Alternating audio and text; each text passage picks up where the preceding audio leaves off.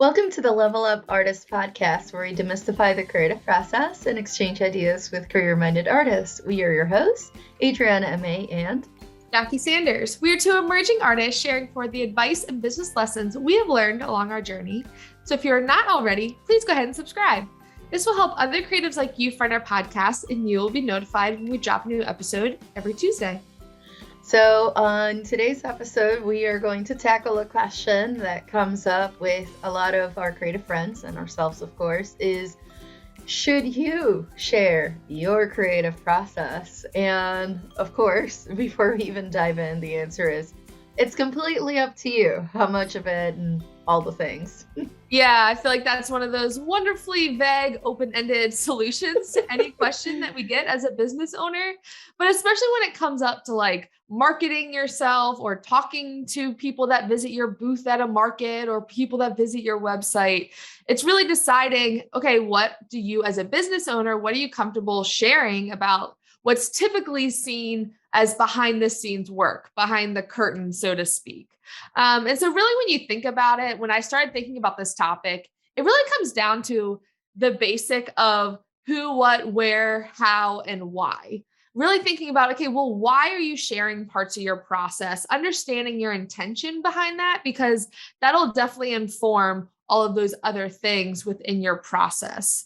So focusing on what? So what exactly do we mean by sharing your creative process? Because this can look so different for so many people. Yeah, and before we go any further, real quick, so as we talk about the creative process, a lot of folks may be thinking about the art making process itself. Like, do I show others exactly how I did this painting? But we want to make it a little bit broader than that because honestly, if you think about it, plenty of research on this one, rabbit hole, it happened. But essentially, the creative process can be considered to have 5 stages of creativity. So the first one is preparation. So this is where you gather inspiration for what you're going to create. There's an incubation period where you're absorbing and processing different ideas.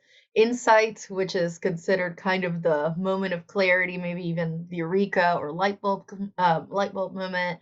You have the evaluation stage where you're trying to gather, is it possible, is it feasible to do this project? You may gather feedback external if necessary. Um, and then the part y'all may be thinking about as we talk about this is elaboration. So it's the art making part itself, but it includes all of it. And obviously, some of these bits are going to be a little bit easier to share about than others.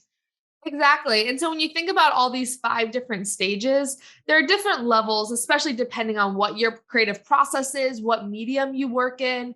Maybe you really want to be transparent with people about what materials you use, what techniques you use. Maybe you don't necessarily want to show the process of making the art itself, but you just want to share about what are your sources of inspiration?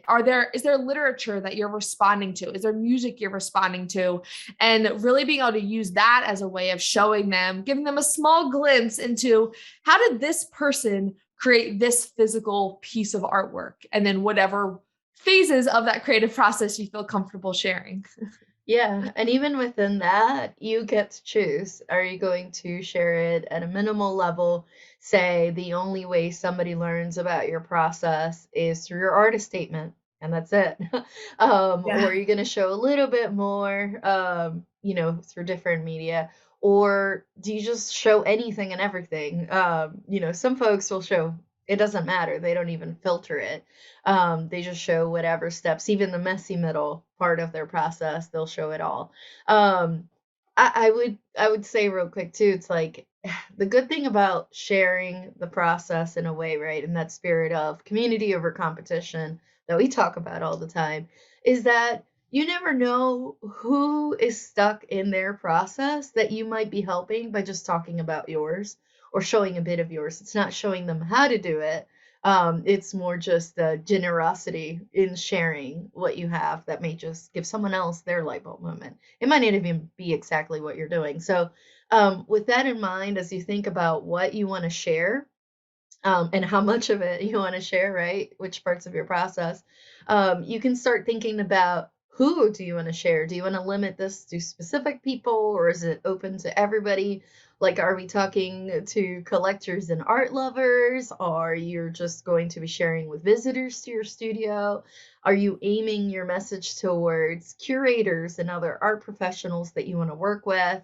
Maybe it's just you're just writing it in a way that only other artists and creatives understand. Please don't, by the way.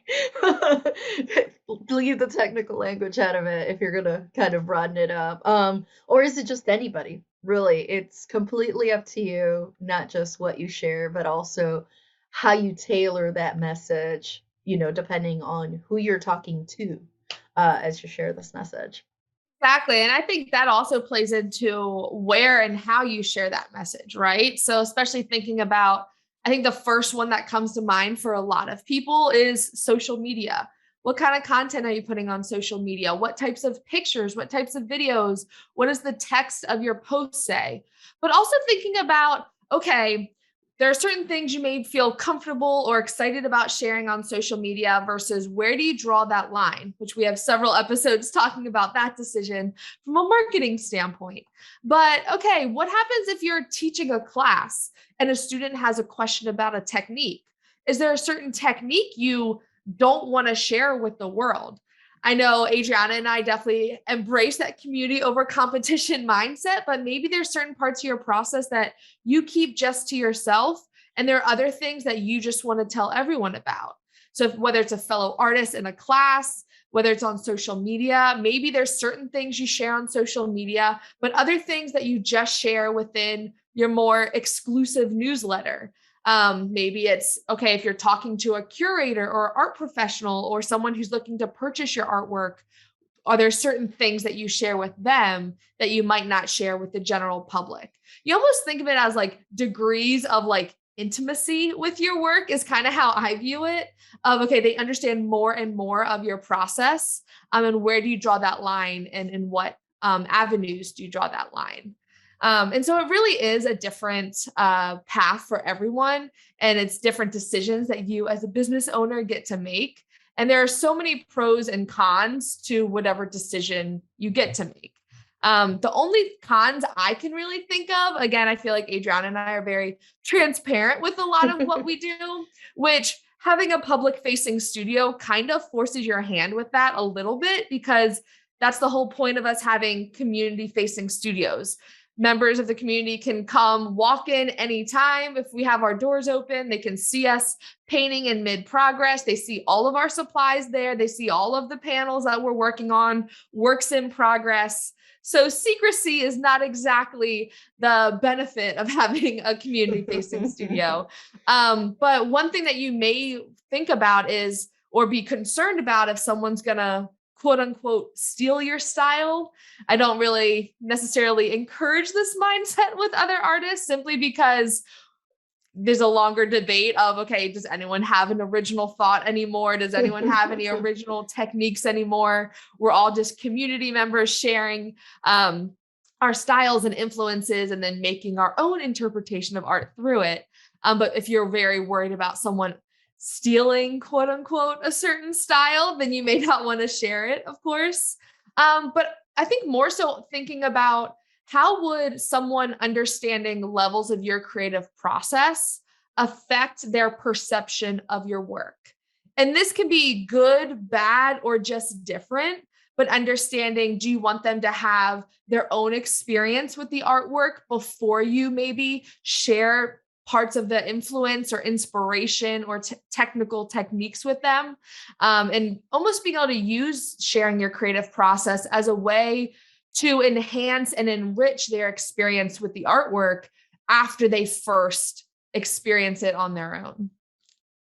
Yeah. And with that in mind, I mean, as you share more and more about your process, you only get better about describing your art and what it's all about, right? I mean, it's just practice for yourself, if nothing else. And with greater understanding of your own creative process, your audience and collectors too can connect even better with your art and your story, right? So now they get the behind the scenes. You're being generous about it. They get to see a little bit behind what goes into it. There may even be parts of your process that they can resonate with directly, right? Another thing to think about, another pro to think about is um, explaining your process may lend clarity to other creatives who may be feeling stuck inside their own creative cycle. So that's kind of like circling back to something I mentioned earlier about just your process may give the aha moment to somebody else, and not in a bad way. And again, it might just be something that you did that triggered a thought for them or unblocked them. And it might not be exactly what you're doing that they're going to do the same. It might just be an idea that popped in as you're talking about your own idea. So it might not even be derivative at all. And then also, of course, often when you're sharing forward and you're being generous and sharing, what you have learned, others tend to do the same in return, which it enriches your own experience too. So you might be like, oh yeah, I don't know, if I want a crisp line, I do this tape and then I do this medium, or I do this uh type of material. I use this masking fluid, and then somebody in return might be like, oh, that one's great, but have you tried X, Y, and Z? This brand is fantastic. And it'll cut down on your time because this one's so much faster. Like, you never know. You just kind of put it out there, and a lot of times what comes back in return is just, it's fantastic. It's positive. Why not? Speaking of sharing, Jackie, on your end, what are some of the things you are most excited or find easiest to share, with your audience and in general? Oh man, I feel like for me, I I mean, it's no secret. I love sharing on social media. I love sharing behind the scenes videos and views of my studio. I think really sharing the creative space that these works are made in is a huge part of the process for me. And I love sharing that. But I think the biggest thing that I enjoy, especially when having visitors come to the studio, is kind of sharing in general with like abstract geometric artwork. I'm very intentional with every choice that I make. So there's always symbolism between each different type of mark, why I chose different marks, why I chose different colors, and how the relationship between those marks play together.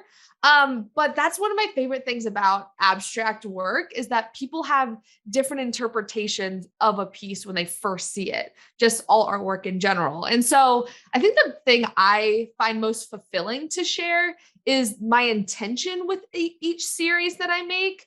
But I'm very conscious about not sharing that right away, especially if I know someone is new to seeing my work, because I almost want them to have multiple experiences with the piece. So you have like your first impression, their first reaction to it.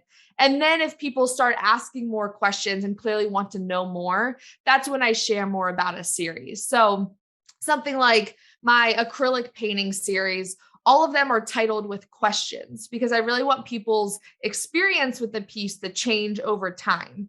And so the I guess the ideas that you bring to that question or the situation, the real life events that you're going through will change how you view that question and how you filter it.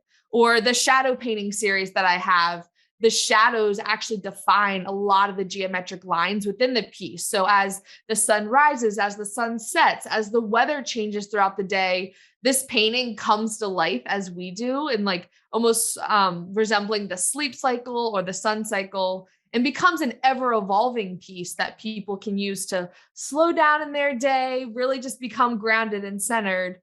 Or the sunrise series, which parts are done before sunrise, which parts are done after sunrise, really sharing parts of the creative process that may shift how people view the piece itself, I think is something that's super powerful. But I've learned over time, it's also something that not everyone necessarily wants to hear about, but for people that do, that want a little bit more, I love diving deeper and deeper into that part of the process, because then you see kind of that light bulb moment going off. They think, oh, this is just a super cool painting. I like it.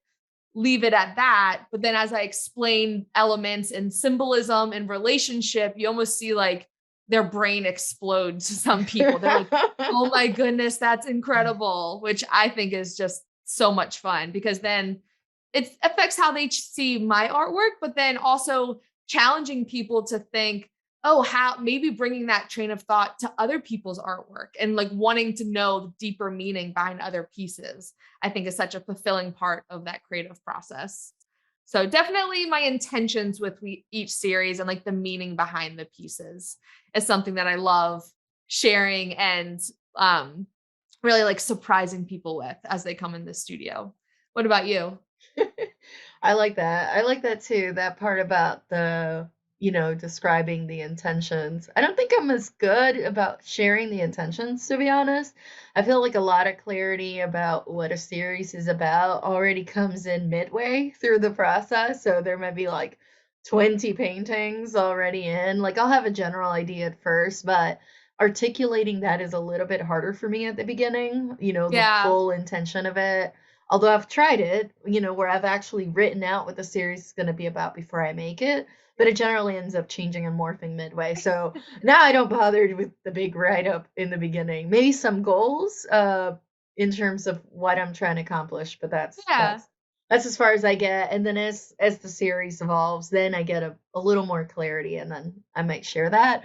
But honestly, in terms of like things I like to share or easiest for me to share without feeling, that pressure of like, ooh, what if somebody gets something else out of it? Or what are they going to think about me? Or any of those, pressures. Thank you, social media, for doing that sometimes. Um, I try to keep it, I do like sharing some bits of my inspiration. I'll mostly keep those on Instagram stories, so they'll go after, 24 hours. Only because if I put them in the feed, it might look a little too much like it's a garden show. Um, Yeah. That's Plants are fair. a big, big part of it. So it would be like every other post would be like a flower or something underwater that I saw while scuba diving. So I'm like, yeah, that's a little confusing. So I'll keep those in the stories. But I mostly like sharing parts of my actual process.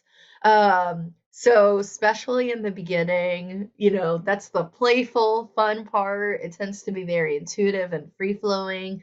That's when I'm creating the initial textures, putting a whole bunch of bright colors, which may or may not show up at the end, maybe little bits. I'm putting all kinds of fun shapes, trying to recall different memories as I put these together. And then these form the necessary underlayers before getting the air quotes, the serious part of the process, which is when I decide and execute on what I believe the final outcome should be.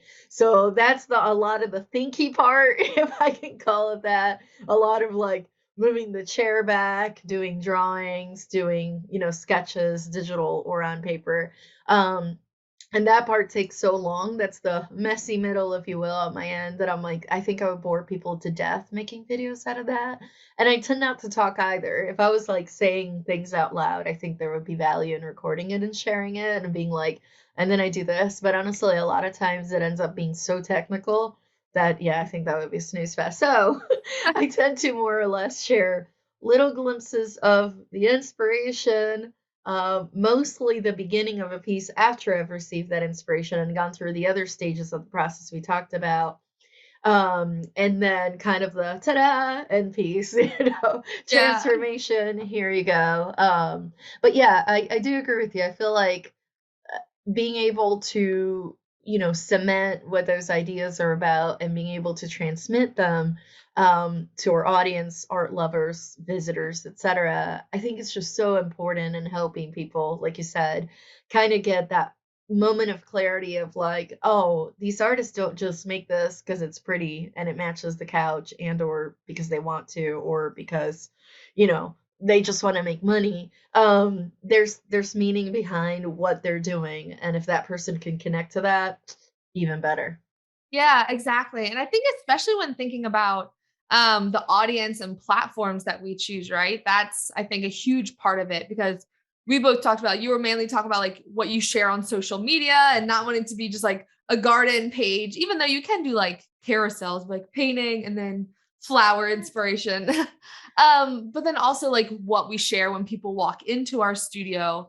But I know for both of us, we have studio newsletters that we send out and I've this year started doing more YouTube videos. They're definitely not formal by any means, but really figuring out, okay, that missing piece, I feel like, within the messaging. Unless people come into my studio, there's not necessarily something that I share.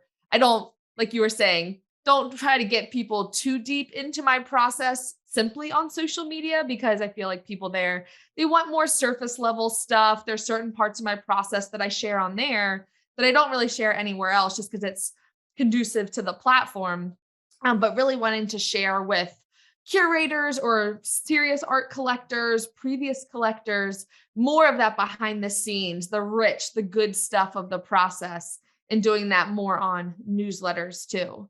And so I feel like you and I are so open with everything that we share, but also understanding from a marketing strategy standpoint, okay, what audiences are on which platforms or in which physical locations, and kind of having to curate what you say or what you share on each platform to connect best with them, to make them have the best experience possible, which is a lot to think about. But as we said earlier, it's a choice that you get to make. And it's a privilege that you get to make that as a business owner. And it's always going to be adjusting, always changing, but it's a really fun and rewarding part of the creative process. Yeah, and I'm glad you brought that up without going down another rabbit hole, but it's kind of that idea of like, okay, you want to show up authentically, of course, online, in person, all the things. But like you said, curating, and not in a bad way curating, but selecting what you show. So if you're inspired by pets, are you going to post just pictures of pets, or are you going to show the paintings of the pets as well, or like how is that going to look from a bird's eye view? Maybe it's your kids, which is amazing, of course, that's super inspiring, but is it going to be, a page that's full of kid photos and paintings of kids, or just like how do you balance that? So put another way, it's not so much about editing out important parts of your story. It's more about choosing which parts you highlight and which ones are still part of it, but perhaps are not in the center, if especially if they're not the art itself. So anyways, Exactly. lots to think about, but at the end of the day, and sharing forward, which of course we hark this all the time, you can get greater clarity about your creative process. You can connect better with your audience, your collectors, folks you want to work with professionally, and you can help others on their creative journey. So it's a win, win, win, win, win, all the things. So why not? At least the inspiration bits of it that could brighten somebody's day. So why not? Exactly. And especially when you're talking about meeting with other artists or sharing forward things that you've learned in your creative process or wanting to learn from other artists. Adriana and I are super, super excited to be partnering with Art Space, where we have our artist studios, to start hosting a monthly event. So if you are in the Raleigh, Durham area, anywhere in North Carolina, willing to make the drive to come to our event, it will be free and every single month on the second Saturday. So it'll be in the morning. All details will be in the link in the show notes, and on both of our blogs. But it'll be a monthly co-create session. And so essentially artists will come from all over. It's free. So there won't be any prompts. There won't be any formal led discussion or prompts. But you basically bring a project that you're working on, maybe a swatching coloring book, maybe a sketchbook, maybe a work in progress. Bring all the materials you need, all the substrates you need, and you'll be able to sit down next to other professional artists and work on artwork together. Whatever conversation happens will happen, make artwork and network at the same time. So we are super, super excited about it. We're excited to be able to meet more of our listeners in person, and also just build a stronger community and see what happens over the next couple months. I know this is really exciting. This is something we've been wanting to do for a while, but of course the pandemic was in the way. Yes. But yeah, it's relaxed. It's bring whatever you want. There's no pressure.